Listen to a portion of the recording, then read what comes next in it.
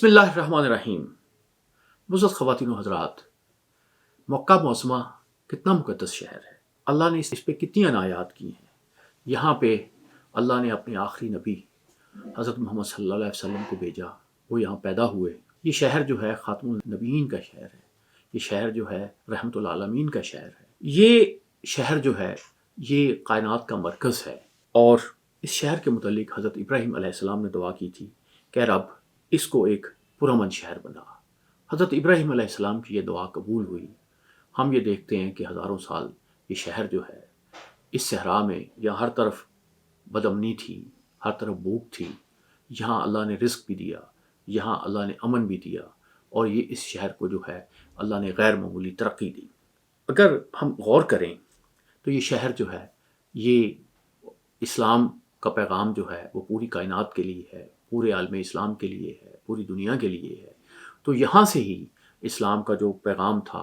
वो पूरी दुनिया में उसने ट्रैवल किया। तारीख़दान जो हैं वो इस खित्ते पर गौर करते हैं तो उनकी बड़े हैरतों से मुलाकात होती है। मौलाना वहीदुद्दीन का ख़्याल है कि ये जो शहर है ये जो है ये जगराफियाई दिल है दुनिया का। और इस सिलसिले में वो अपनी किताब पैगम्बर इनकलाब में लिखते हैं कि एक तरफ तो अफ्रीका है, दूसरी तरफ एशिया और यूरोप की वसत से अरब जजीरा नमा कदीम दुनिया का जगराफियाई कलब मालूम होता है, मगर कोई नहीं मिलता जिसने इस इलाके को अपनी सल्तनत में शामिल करने की कोशिश की हो। तमाम फ़ौजी मुहिमें अरब के सरहदी इलाकों मसलन इराक़, शाम, फ़लस्तीन, लबनान और यमन पर आकर ठहर गईं। इससे आगे नजो हजाज के इलाके को अपनी कलमरों में दाखिल करने की ज़रूरत उन्होंने नहीं समझी, क्योंकि तीन तरफ से समुद्रों से घिरा होने के बावजूद यहाँ इनके लिए खुश्क बहार और उड़ती हुई रेत के सिवा कुछ नहीं था। इसी बेआबोगया आबादी की मरकज़ी बस्ती मक्का में पैगम्बर इस्लाम सल्लल्लाहु अलैहि वसल्लम पैदा हुए। मौलाना वहीदुद्दीन साहब का ख़्याल है कि ये जगराफियाई तौर पे जो है दिल है दुनिया का। मक्का जो है जो अरब है, जजीरा नुमा अरब है, लेकिन मौलाना सुलेमान जो हैं, काजी सुलेमान जो हैं, वो मक्का को ज़मीन की नाफ करार देते हैं। वो अपनी किताब में लिखते हैं कि ये याद रखना चाहिए कि मक्का का नाम लुग़त की किताब में नाफ़े ज़मीन है। इंसान के जिस्म में नाफ भी ठीक वस्त में नहीं होती, और यही वजह है कि अर्ज़ बल्द में मक्का वस्ते हकीकी के करीब तर वाक़या है। 1.5 दर्जे का जो ये तफावत है मक्का को ये नाफ़े ज़मीन साबित करता है। आप जानते हैं कि नाफ इंसानी ज़िंदगी का, इंसानी जिस्म का सबसे अहम जुज़ होता है, लेकिन और इसका सबसे अहम रोल उस वक्त होता है जब बच्चा अपनी माँ के पेट में होता है। गोया ज़िंदगी के साथ ताल्लुक़ जो है और ज़िंदगी की, बच्चे की ज़िंदगी कायम रहने का जो मामला है वो नाफ के साथ होता है। काजी सुलेमान साहब जो हैं उन्होंने मक्का की अहमियत को इस तरह से भी बयान किया है कि जो मुल्क अरब है वो 15 से 35 दर्जा हाई अर्ज़ बल्द शमाली पर वाक़ है, और इन्हीं खतूत के अंदर दुनिया की तमाम नस्लें मुक़ीम हैं। आर्य, मंगोल, मगरब में हबशी, सफ़ेद फार्म और रेड इंडियंस भी ज़मीन के इसी अर्ज़ बल्द नज़र आते हैं। अरब और मक्का की ये जगराफियाई अहमियत काजी सलमान साहब के नज़दीक गैर मामूली अहम है। उन्होंने लिखा है कि जब तमाम कौमों में तबलीग करके पहुँचना मद्देनज़र हो तो अरब को इसका मरकज़ करार दिया जा सकता है। इसीलिए उन्होंने दिया है, वो जो बयान फरमाते हैं कि कुरान मजीद जो ये कहता है कि हमने तुमको दरमियानी उम्मत बनाया है ताकि कौमों के सामने तुम अल्लाह की शहादत दो। मौलाना वहीदुद्दीन साहब जो हैं वो अरब को, मक्का को दुनिया का, ज़मीन का दिल करार देते हैं। मौलाना सुलेमान जो काजी सुलेमान साहब जो हैं वो इसे नाफ करार देते हैं। ये दोनों ही अहम बात हैं। इस एतबार से मक्का दुनिया का दिल है कि इस दिल से ही वो नूर फूटा, इस दिल से ही वो शुआएं फूटी जिसने पूरी दुनिया को, पूरी कायनात को मुनव्वर किया। और नाफ का तज़किरा भी काजी साहब इस हवाले से करते हैं कि ये एक तो बच्चे को खुराक इसी से मिलती है, ज़िंदगी यहीं से शुरू होती है, और दूसरी बात ये है कि ये जो ज़मीन जज़ीरतुल अरब है ये बड़ा एक एतबार से पसमानदा भी था, दुनिया से अलग थलग भी था। लेकिन इसमें भी आप अल्लाह की हिकमत ये होती है कि रूमी सल्तनत थी उस वक्त, ईरान की सल्तनत थी, वहाँ पे मज़हब थे, लेकिन वो लोग जो जब बॉर्डर पे पहुँचते थे अरब के تو وہ واپس چلے جاتے تھے، کیونکہ انہیں پتہ ہوتا تھا کہ یہاں سے انہیں کوئی مال و دولت نہیں ملے گا، یہاں سے جو ایڈمنسٹریشن ہے وہ مشکل ہوگی، کیونکہ قبائل آپس میں لڑتے رہتے ہیں، یہاں بڑے سنگلاق پہاڑ ہیں، یہاں پہ ریت ہے، اور کچھ چیز ایسی نہیں ہے کہ جس کی وجہ سے کوئی حکمران جو ہے وہ کسی ایسے علاقے پہ قبضہ کرے، تو وہ بظاہر کیلکولیٹ کرتے ہوں گے، تو ان کا خیال ہوتا تھا کہ یہاں ایڈمنسٹریشن رکھنا، یہاں کے قبائلی لوگوں سے مسلسل جنگ کرنا اور یہاں نظم قائم رکھنا جو ہے وہ مشکل ہوتا ہوگا، اس لیے وہ گویا یہاں پہ نہیں جاتے تھے۔ یہ آپ یوں ہی سمجھیں کہ جیسے ایک پردہ سا رب نے ڈال رکھا تھا عرب کے درمیان اور باقی دنیا کے درمیان، بالکل اسی طرح سے جیسے نبی اکرم صلی اللہ علیہ وسلم جب غار ثور میں حضرت ابو بکر صدیق کے ساتھ تشریف لے کے جاتے ہیں تو مکڑی جو ہے وہ جالا بن دیتی ہے، اسی طرح کا ایک جالا جو ہے وہ بنا ہوا تھا عرب کے بارڈرز پہ، کہ کوئی باہر کے جو انفلوئنس ہیں، وہ اثرات ہیں، وہ اس خطے میں نہیں جا سکتے تھے۔ اور آپ جو دیکھیں کہ عربوں کی ہمیں جاہلیت کے جو قصے بھی ملتے ہیں، دوسری بہت سی چیزیں بھی ملتی ہیں، لیکن انسانی عقل کو یہ سمجھنا جو ہے وہ بڑا مشکل ہے کہ نبی اکرم صلی اللہ علیہ وسلم کو پیدا کرنے کے لیے اللہ نے مکہ معظمہ کو ہی کیوں منتخب کیا۔ یہ کچھ باتیں ہیں جو مختلف عالم کرتے رہتے ہیں، لیکن سچی بات تو یہ ہے کہ اللہ کا جو علم ہے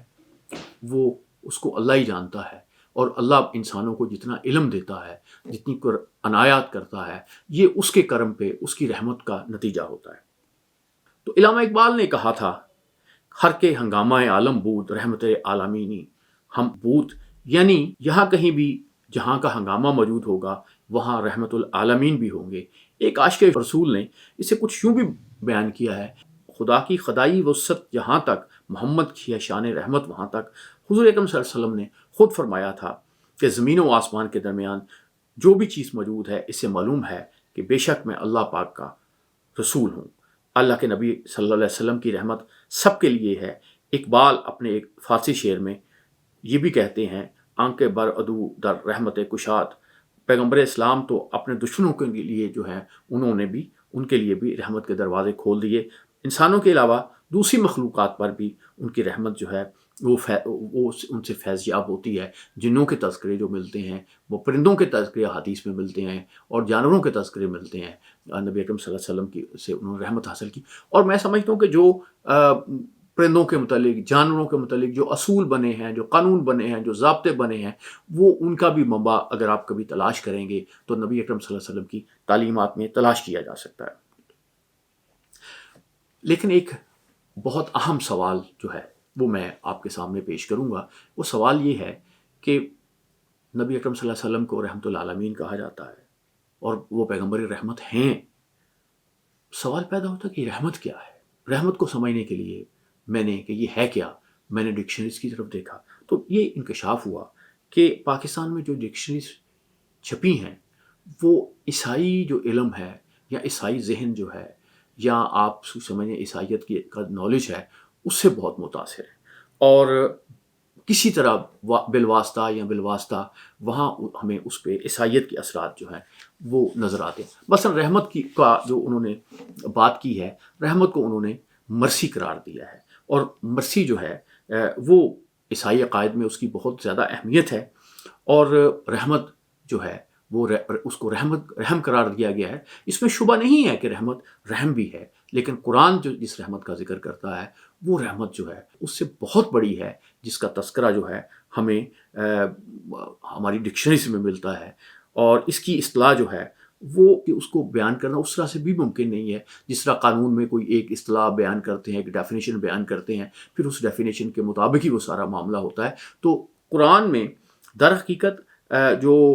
رحمت کی مثالیں ملتی ہیں، ان مثالوں سے آپ یہ اندازہ لگا سکتے ہیں کہ رحمت کا مطلب کیا ہے۔ رحمت جو ہے وہ رحم کے معنوں میں بھی آتی ہے، اور ڈاکٹر نصیر احمد ناصر صاحب جو ہیں انہوں نے رحمت کے مفہوم کو تلاش کرنے کے لیے کافی محنت کی، اور انہوں نے جو بیان کیا ہے وہ میں آپ کی خدمت میں عرض کرتا ہوں کہ رب کریم نے اپنی سنت کے مطابق رحمت کے لفظ کو اکثر اصطلاح کے طور پر مندرجہ ذیل معنی میں استعمال کیا ہے۔ یہ سورہ روم میں جو رحمت کا تذکرہ وہ احسان، اثار اور قربانی کی صورت میں ہے۔ سورہ الحدید میں شفقت، ہمدردی رحم دلی، ہمدردی، غم گساری کے معنوں میں ہے۔ سورہ یونس میں یہ احسان و مہربانی کی صورت میں ہے۔ سورہ البقرہ میں رحمت کا مطلب ہدایت ہے۔ سورہ القصص میں رحمت کا مطلب طمانینت، تسکین اور فضل ہے۔ اور سورہ الاعراف میں احسان ہے، ہدایت و ایمان ہے، مغفرت و نجات ہے۔ اور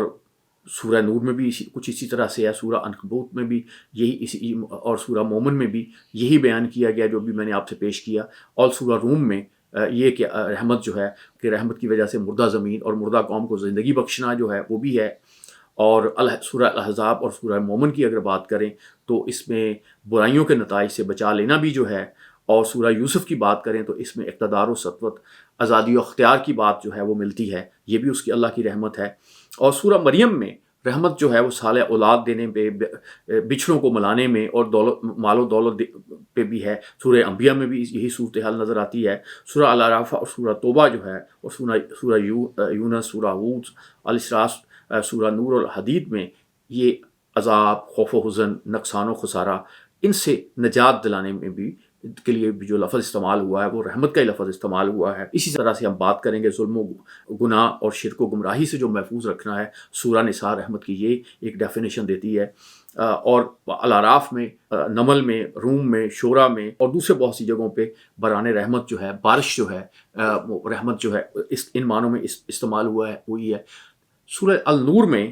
تزکیہ قلب و نفس کے لیے رحمت کا لفظ استعمال ہوا ہے۔ سورہ العمران میں، الاعراف میں، توبہ میں، النمل میں، الحدید میں، الدہر میں جو ہے یہ جنت اور اس کی نعمتوں کا تذکرہ جو ہے اس کے لیے رحمت کا لفظ استعمال ہوا ہے۔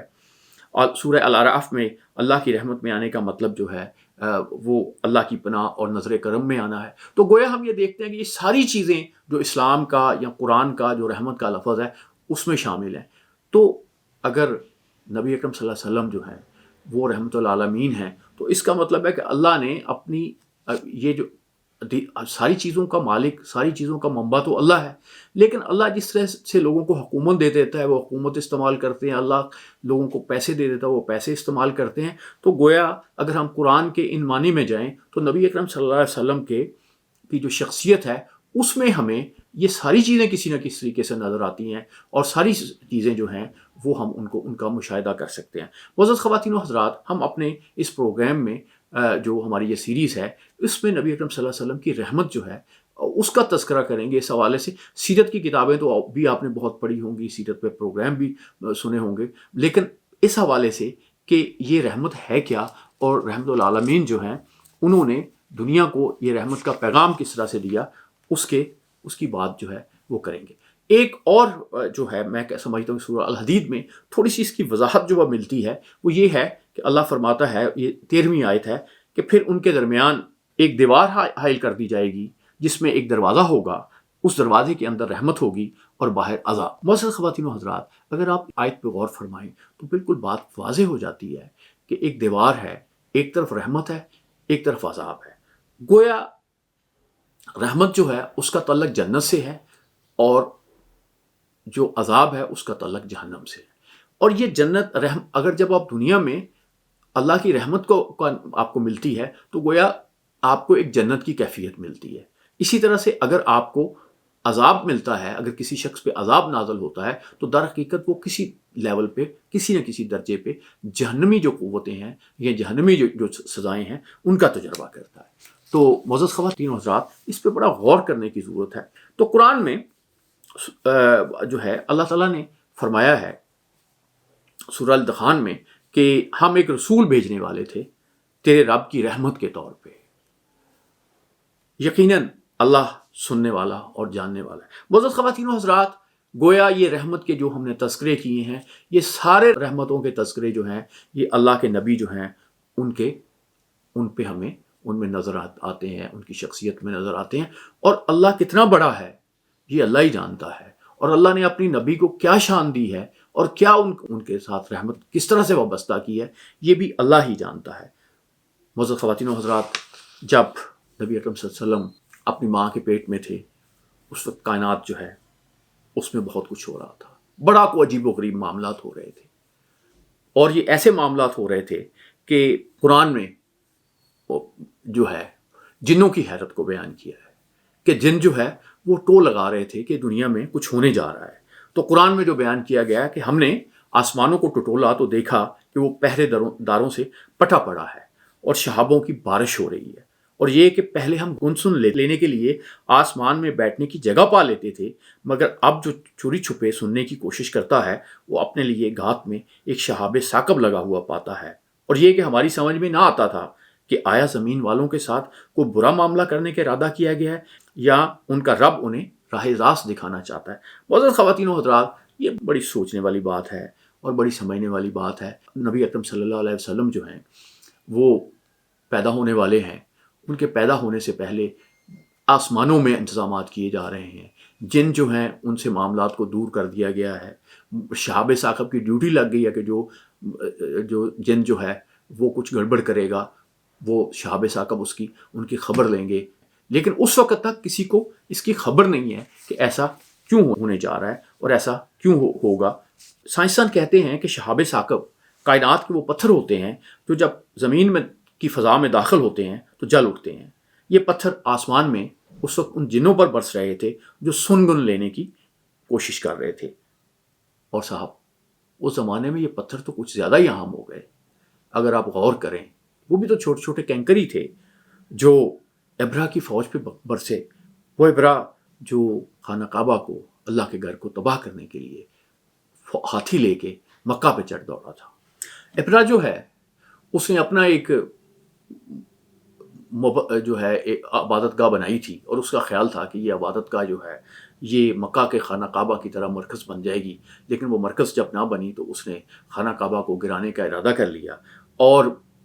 یہ تو وہ باتیں ہیں جو بیان کی جاتی ہیں، لیکن میں سمجھتا ہوں کہ اللہ کے کچھ اپنے معاملات بھی ہوتے ہیں کہ کس طرح سے وہ دنیا پہ یہ ظاہر کرتا ہے کہ کہاں اس کی رحمت کس طرح سے کام کرتی ہے، اس کا غضب کس طرح سے کام کرتا ہے۔ تو اسی دور میں جب رحمت العالمین جو ہیں وہ مکہ میں اپنی والدہ محترمہ کے پیٹ میں تھے، تو ایک غضب جو ہے اس کا نظارہ دنیا نے کیا۔ ابرہ جو ہے وہ 60,000 فوج لے کے، کوئی 13 ہاتھی لے کے، جنگی ہاتھی لے کے چل پڑا مکہ کی طرف۔ عربوں کے لیے یہ ایک پہلی لڑائی تھی جس میں ہاتھی حصہ لے رہے تھے، اس سے پہلے انہوں نے ایسی جنگ نہیں دیکھی تھی۔ ابرہ جو ہے وہ ماردار کرتا ہوا اس کی فوج مکہ کی طرف بڑھی، اور وہ 6 میل دور جو ہے اس نے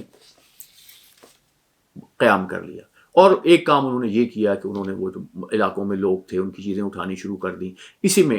حضرت محمد صلی اللہ علیہ وسلم کے جو دادا ہے حضرت عبد المطلب کے اونٹ جو ہیں ان پہ بھی قبضہ ہو گیا، اور جب حضرت عبد المطلب جو ہیں وہ ابرہ کے پاس گئے تو وہ تھوڑا سا پریشان ہو گیا۔ اس نے دیکھا کہ یہ جو ہیں، یہ جو عرب سردار ہے، یہ ان سے اپنے اونٹوں کی بات تو کر رہا ہے کہ وہ واپس کر دیے جائیں، یہ اس خانہ کعبہ کو بچانے کے لیے کوئی بات نہیں کر رہا جس کو میں گرانے کے لیے آیا۔ اب ابرہ جو ہے جس دن اپنی فوج کا رخ جو ہے وہ خانہ کعبہ کی طرف کرتا ہے تو پھر ایک عجیب واقعہ پیش آتا ہے۔ ہاتھی جو ہیں وہ خانہ کعبہ کی طرف چلنے سے انکار کر دیتے ہیں۔ ہاتھی جو ہانکنے والے ہیں وہ انہیں مارتے ہیں، بہت مارتے ہیں، لیکن ہاتھی جو ہے نام نہیں لیتے چلنے کا۔ لیکن ایک عجیب بات یہ ہوتی ہے کہ جب وہ ہاتھیوں کا رخ جو ہے وہ یمن کی طرف کر دیا جاتا ہے تو ہاتھی چلنا نہیں بلکہ دوڑنا شروع ہو جاتے ہیں، لیکن جیسے انہیں ان کا رخ جو ہے وہ کعبہ کی طرف کیا جاتا ہے، مکہ کی طرف کیا جاتا ہے، وہ بالکل ہٹنے سے انکار کرتے۔ جب یہ واقعہ پیش آ رہا تھا، جب ابرہ کے جو فوجی تھے وہ ہاتھیوں کو خانہ کعبہ کی طرف دھکیل رہے تھے، تو حضرت عبد المطلب جو تھے انہوں نے بیت اللہ کا دروازہ پکڑا ہوا تھا اور یہ دعا کر رہے تھے، اے میرے پروردگار، ان سے مقابلے میں تیرے سوا کسی کی امید نہیں رکھتا، اے میرے پروردگار ان سے اپنے حرم کی حفاظت فرما، بے شک اس گھر کا دشمن تیرا دشمن ہے، بلا شبہ تیری بستیوں پر کبھی غلبہ حاصل نہیں کریں گے یہ لوگ۔ جب یہ دعا کر رہے تھے حضرت عبد المطلب، اور ابرہ تھا اس کی فوج کے سالار تھے، وہ کوشش کر رہے تھے کہ ان کی فوج جو ہے وہ تھوڑے سے چند قدم چل سکے، مکہ کی طرف بڑھ سکے، لیکن ہاتھی چلنے سے انکار کر رہے تھے۔ یہ جو مزدلفہ اور منا کے درمیان ایک وادی ہے، وہ محصر کے مقام پہ، یہاں پہ یہ واقعہ پیش آیا، اور نبی اکرم صلی اللہ علیہ وسلم جو ہیں وہ اس وادی سے بڑی تیزی سے گزر جاتے تھے، اور ہدایت بھی یہی کی گئی ہے کہ چونکہ یہ غضب کا مقام ہے، یہاں پہ پڑاؤ نہ کیا جائے، یہاں پہ قیام نہ کیا جائے۔ تو کیا ہوا؟ چونکہ میں بڑی احتیاط کر رہا ہوں کہ کوئی ایسی چیز آپ کے ساتھ شیئر نہ کروں جس کی صنعت نہ ہو، جس کا معاملہ نہ ہو، تو اس پہ میں مولانا مودودی صاحب نے جو اس واقعے پہ بات کی ہے، میں آپ کی خدمت میں وہ پیش کرتا ہوں کہ جب یہ فوج جو ہے وہ جا رہی تھی، بڑھ رہی تھی اس طرف، تو کیا ہوا کہ پرندوں کے جھنڈ اپنی چونچوں اور پنجوں میں سنگریزیاں لیے ہوئے، یعنی چھوٹے چھوٹے پتھر لیے ہوئے، وہ پتھر جو ایک طرف جنوں کو پڑ رہے تھے، دوسری طرف اب وہ ان پتھروں نے انسانوں پہ کو اٹیک کرنا شروع کر دیا۔ وہ جو جنوں کو پتھر پڑ رہے تھے اس کی شہادت تو صرف قرآن دیتا ہے، لیکن یہ جو واقعہ پیش آیا اس کی شہادت تو اس وقت سب لوگوں نے دی، ہمیں شاعری میں بھی ملتی ہے، اور میں اگلی آپ سے تھوڑی دیر کے بعد اس پہ مزید گفتگو کروں گا کہ مولانا مودودی صاحب کے مطابق اتنے میں پرندوں کے جھنڈ اپنی چونچوں اور پنجوں میں سنگریزے لیے ہوئے آئے، اور انہوں نے اس لشکر پر سنگریزوں کی بارش کر دی۔ جس پر بھی یہ کنکر گرتے اس کا جسم گلنا شروع ہو جاتا۔ محمد بن اسحاق اور اکرمہ کی روایت ہے کہ یہ چیچک کا مرض تھا، اور بلاد عرب میں سب سے پہلے چیچک اسی سال دیکھی گئی۔ ابن عباس رضی اللہ تعالیٰ عنہ کی روایت ہے کہ جس پر کوئی کنکری گرتی اس سے سخت کھجلی لاحق ہو جاتی، اور کھجاتے کھجاتے جلد پھٹ جاتی اور گوشت جڑنا شروع ہو جاتا۔ ایک گول جو ہے وہ کینکریاں برسا کر، یہ ایک اور صاحب نے لکھا ہے کہ ایک گول جب کینکریاں برسا کر جاتا تو دوسرا جاتا سنگریزا، جس کو بھی لگتا اس کا جسم چھید کر ڈالتا۔ ابرہ کے فوجی سوار اور ہاتھی پریشانی کی حالت میں بھاگنے لگے۔ ابرہ نے بھی راہ فرار اختیار کی۔ اس وقت آسمان پر گہرے بادل چھا گئے، بارش اور طوفان نے تباہی مچا دی، مرنے والوں کی لاشیں سیلاب بلا میں بہہ گئی۔ ابرہ پر جو حملہ ہوا اور ابرہ جس طرح سے بھاگا، یہ پھر ایک عرب کلچر میں ایک ریفرنس بن گیا، اور اہل عرب جو تھے، جو ابرہ کی لشکرکشی کے راستے تھے، انہیں صراط الفیل کے نام سے یاد کرتے تھے، اس کے راستے میں آنے والے چشموں کو عین الفیل کا نام دیتے تھے، اور جس مقام سے اس نے مکہ میں داخل ہونے کی کوشش کی اسے باب الفیل کہتے تھے، اور 570 میں جب وہ مکہ پہ حملہ ہوا اسے اہل عرب نے عام الفیل کا نام دیا۔ بہت سے لوگ کہہ سکتے ہیں کہ یہ کیسا واقعہ ہے کہ جس میں چھوٹے چھوٹے پرندے ہیں، اور وہ پرندے جو ہیں وہ ہاتھیوں کو انہوں نے کھائے ہوئے بوسے کی طرف کر دیا اور ان کو تباہ کر دیا۔ لیکن آپ دیکھیں کہ جب سورۃ فیل نازل ہوئی تو کسی شخص نے اعتراض نہیں کیا کہ یہ اس میں کوئی بات غلط کی گئی ہے، کیونکہ بہت سے لوگ ایسے زندہ تھے جنہوں نے اس واقعے کو دیکھا تھا۔ اس کی صحت پہ کسی نے اعتراض نہیں کیا، کسی نے نہیں کہا کہ یہ ایسا نہیں تھا، بلکہ یہ وہاں پہ باتیں ہوتی تھیں کہ نہ تو ایسے پرندے کبھی دیکھے گئے ہیں، نہ یہ بعد میں دیکھے گئے، نہ یہ نجد کے پرندے تھے، نہ یہ حجاز کے پرندے تھے، اور نہ تہامہ یعنی حجاز اور بحر احمر کے درمیان جو ساحلی علاقہ ہے اس کے پرندے تھے۔ ایک روایت یہ بھی بیان کی جاتی تھی کہ ان کی چونچیں جو ہیں یہ شکاری پرندوں جیسی، اور ان کے سر شکاری پرندوں کے سروں جیسے ہیں۔ ہر پرندے کی چونچ میں ایک ایک کینکر تھا، اور پنجوں میں دو دو کینکریاں۔ مکہ کے بعض لوگوں کے پاس جو یہ کینکر جو ہیں ایک مدت تک محفوظ رہے، جو اصحاب الفیل پر پھینکے گئے تھے۔ یہ مٹر کے چھوٹے دانے کے برابر سیاہی مائل سرخ تھے۔ یہ گویا جب نبی اکرم صلی اللہ علیہ وسلم پہ سورہ فیل نازل ہوئی تو اس پہ اعتراض نہیں ہوا، کیونکہ یہ ایک واقعہ ایسا ہی تھا جیسے آپ لاہور میں رہتے ہیں تو آپ بہت سی چیزوں کو دیکھتے ہیں، مینار پاکستان کو دیکھتے ہیں، شاہی قلعے کو دیکھتے ہیں، تو آپ کوئی بندہ آپ سے کہے کہ لاہور میں شاہی قلعہ نہیں ہے، یہ لاہور میں مینار پاکستان نہیں، تو وہ اس سے انکار نہیں کر سکتا، تو وہ کوئی شخص جو ہے وہ اس سے انکار کرنے کی جرت کر ہی نہیں سکتا تھا۔ تو معزز خواتین و حضرات، چونکہ جو کفار مکہ تھے، قریش مکہ تھے، انہوں نے اس واقعے کو اپنی آنکھوں سے دیکھا تھا، اور یہ گویا ایک غضب کا نظارہ تھا۔ اللہ کا غضب جو ہے وہ، اب اس کا تذکرہ ہمیں جب وہ سنگن لینے والوں کی صورت میں جنوں پہ ملتا ہے، وہ اس کی شہادت و قرآن دیتا ہے۔ یہ واقعہ تو عربوں نے خود دیکھا تھا، اور عربوں کی شاعری میں جو ایسے لوگ جو مسلمان نہیں تھے انہوں نے بھی شہادت دی کہ یہ واقعہ پیش آیا ہے، اور دنیا جو ہے وہ ایک بڑے انقلاب کی طرف بڑھ رہی تھی۔ یہ اس وقت کسی کو نہیں پتا تھا، یہ جنوں کو بھی نہیں پتا تھا، یہ ابرہ کو بھی نہیں پتا تھا، یہ قریش مکہ کو بھی نہیں پتا تھا کہ رحمت جو ہے، پیغمبر رحمت جو ہے، رحمت العالمین جو ہیں، وہ مکہ کی سرزمین پہ پیدا ہونے والے ہیں، اور یہ دنیا ہی نہیں، یہ کائنات جو ہے ایک رحمت کے بڑے انقلاب سے